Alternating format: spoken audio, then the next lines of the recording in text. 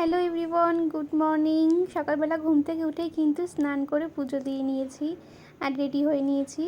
আজকে কোথায় যাচ্ছি তোমরা হয়তো বুঝতেই পারছো। আজকে সেই দিনটা যেই দিনের অপেক্ষা কিন্তু আমি এতদিন ধরে করে এসেছি। ফাইনালি আজকে সেই দিনটা আসলো।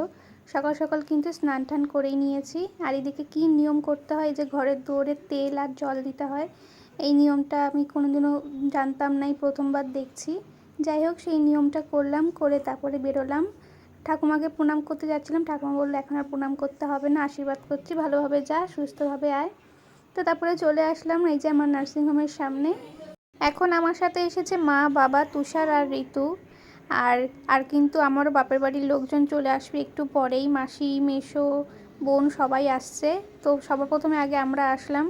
এখন যাচ্ছি উপরে, ভর্তি হওয়ার অনেক প্রসেসিং আছে, সেগুলো করতে হবে, তাই জন্য সকাল সকালই চলে এসেছি।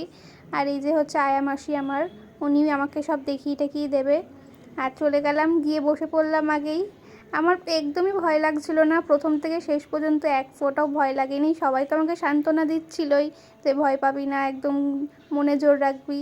সান্ত্বনা সবার যে যার মতন দিচ্ছে, কিন্তু আমার সত্যি কথা বলতে আমার একদমই ভয় লাগছিল না। আমি রিল্যাক্সে গেলাম, রিল্যাক্সে গিয়ে খাটের মধ্যে বসে পড়লাম, হাসছিলাম, সবার সাথে ভিডিও করলাম, ফটো তুললাম। আর এদিকে আমাকে কিন্তু ওটি রুমে নিয়ে গেছে, আর ওরা এদিকে গল্প করছে। মানে ওদের একটা মনের মধ্যে ভয় কাজ করছে যে কী হবে কি না হবে। আমি তো খুবই শক্ত ছিলাম প্রথম থেকেই, যতই যাই বলি না কেন যে ভয় লাগছে না, কিন্তু তবুও কোথাও না কোথাও মনের মধ্যে একটা ভয় থেকেই যায়। তো তারপরে খুশির খবরটা পাওয়ার পর সবাই বাইরে এসে কিন্তু এদিকে মিষ্টি খাচ্ছে, আর ওদিকে কিন্তু আমি ঘরের মধ্যে শুয়েছিলাম, সরি ঘরে না, মানে বেডে শুয়েছিলাম আর কি। আর এদিকে সবাই মিষ্টি খাচ্ছে, নাচানাচি করছে আনন্দে।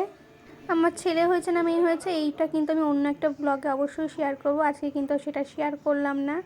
আর এই যে ফাইনালি আমি আমার সোনাকে নিয়ে চলে আসলাম বাড়িতে। আর কত সুন্দর করে সাজিয়েছে দেখতেই পাচ্ছ, ফুল ঠুল দিয়ে সব বাচ্চারা মিলে কিন্তু সাজিয়েছে, যেহেতু আমি আর সোনাকে নিয়ে আসবো সেই জন্য।